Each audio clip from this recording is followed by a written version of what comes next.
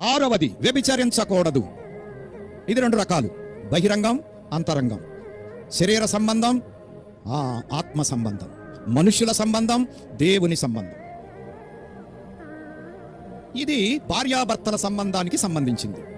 ఒకటి బహిరంగంగా శరీరకంగా. రెండవది దేవుడికి మనకి సంబంధించింది. మనల్ని సృష్టించిన వాడు ఆయన మనకు భర్త, మనము ఆయనకి భార్య. మనం పుట్టిన కాడి నుంచి ఈ లోకాన్ని విడిచిపెట్టే వరకు ఆయననే భర్తగా కలిగి ఉండాలి. ఇంకొకరికి మన జీవితంలో ఆయన స్థానమునకు అవకాశం ఉండకూడదు. ఎన్ని వరుసలైనా మారొచ్చు, కానీ భార్యాభర్తల వరుస మారటానికి వీల్లేదు. ఒకవేళ ఈ ప్రపంచంలో ఎన్ని బంధాలు ఉన్నా అన్ని బంధాల కంటే ఎక్కువ సమయము గడిపేటువంటి బంధం వివాహ బంధం, భార్యాభర్తల బంధం. తల్లిదండ్రులు పిల్లలు యవనస్తుల వరకు 20 సంవత్సరాలు కలిసి ఉంటారు.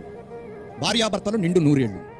అక్కల చెల్లెళ్ళైనా, అన్నదమ్ములైనా, సహోదరులైనా, బాబా బామర్దులైనా, వదిన మరదళ్ళైనా, అత్త కోడళ్ళైనా, ఎవరైనా కానివ్వండి, ఆ బంధం వేరు. అన్నిటికంటే ఏక శరీరము, ఇరువురు ఒక్కటే, వాళ్ళిద్దరు కాదు ఒక్కళ్ళే అనేటువంటి బంధం భార్యాభర్తల బంధంలో ఉంది. దేవుడు నరుడు అనేటువంటి బంధంలో ఉంది. మన దేవుణ్ణి అత్తుకోగలం, దేవుణ్ణి అత్తుకొని ఉండాలి. వేరొకళ్ళని అత్తుకున్నది అతకదు, ఏదో ఒక రోజు తేలిపోద్ది. మనం ఇళ్లతో అతకలేమని. సైతాన్తో ఎన్నాళ్ళు అత్తుకొని ఉండగలం? లోకంతో ఎన్నాళ్ళు అత్తుకొని ఉండగలం?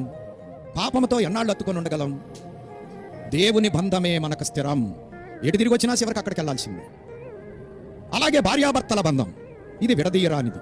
దేవుడే చెప్పాడు, దేవుడు జతపరిచిన వారిని మనుష్యులు వేరు చేయకూడదు.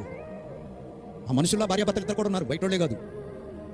దేవుడు ఏర్పాటు చేసింది మనుషులు విడదీయకూడదు అంటే భార్య పని చేయకూడదు, భర్త పని చేయకూడదు, వాళ్ళిద్దరికి సంబంధించిన అటోళ్ళు ఇటోళ్ళు కూడా పని చేయకూడదు. అది దాటటమే వ్యభిచారం, అర్థం చేసుకోండి. అలాగే పరలోక రాజ్యం శాశ్వతం, భూలోక రాజ్యం అశాశ్వతం. పరలోక రాజ్యమును మనం హత్తుకొని ఉండాలి, పరలోక దేవుణ్ణి హత్తుకొని ఉండాలి. దానికి భిన్నముగా మనము ప్రవర్తించినప్పుడు ఈ పాపం ఆరంభమవుతుంది. లోక స్నేహము కూడా దీంతో పోల్చాడు దేవుడు. యాకోబు గారు మాట్లాడుతూ ఆ పదం ఉపయోగించాడు అక్కడ.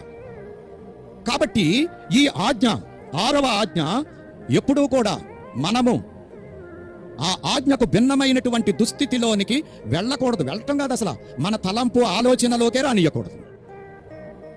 ప్రభు చెప్పలేదా, ఎవడైనా వ్యభిచారం చేస్తే పాపం. అలాగే మోహపు చూపు చూస్తేనే పాపం. అంటే తలంపు, ఆలోచన. జాగ్రత్తగా ఉండాలి.